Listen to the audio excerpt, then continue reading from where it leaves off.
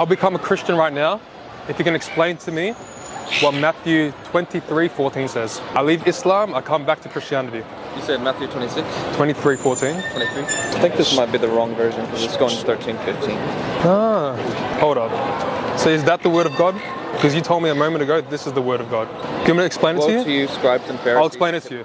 So this Bible version you're reading here uses the earliest manuscripts, which is the Codex Sinaiticus, the one I explained to you before.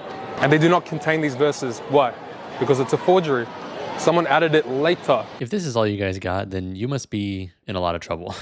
Okay, so Matthew 23:14, when it is present in a translation, it says, quote, "Woe to you, scribes and Pharisees, hypocrites, for you devour widows' houses, and for the sake of appearance you make long prayers. Therefore you will receive the greater condemnation." This same verse is present in two other parts of the Bible, in Mark chapter 12, verse 40, and Luke chapter 20, verse 47. So yes, these words are the word of God because they are present in the scriptures. A scribe probably just mistakenly copied it into the wrong part of the Bible. And maybe you think that's a problem, that's a big deal, but there hasn't been one example of one of these missing verses that Muslims has pointed out where it actually changes the meaning of the text. They try to make the argument that the scriptures are corrupt, that somebody manipulated the scriptures to put their message into the Bible, but they haven't demonstrated that that has happened. They've demonstrated that scribes sometimes make mistakes because they're human. But what's weird is if Muslims are so concerned about one missing verse here or there in the Gospels, then they must be very concerned about the over 200 verses missing from Surah 33 in their Quran. And that's not me saying that, that's Ubay ibn Ka'b, who was a companion of Muhammad and is considered the preserver of the Quran. And he said that Surah 33 used to be of a comparable length to Surah 2, which has 286 verses, but Surah 33 only has 73 verses. Now, one verse being miscopied into one part of the Bible rather than another is not going to cause a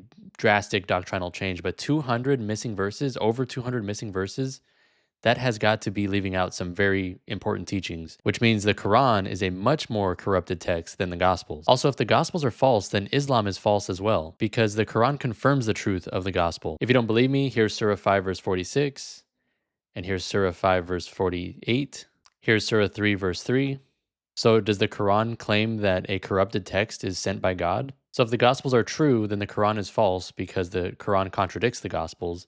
But if the Gospels are false, then the Quran is false because the Quran affirms that the Gospels are true. God bless you. I hope this helps. Now stop lying to people.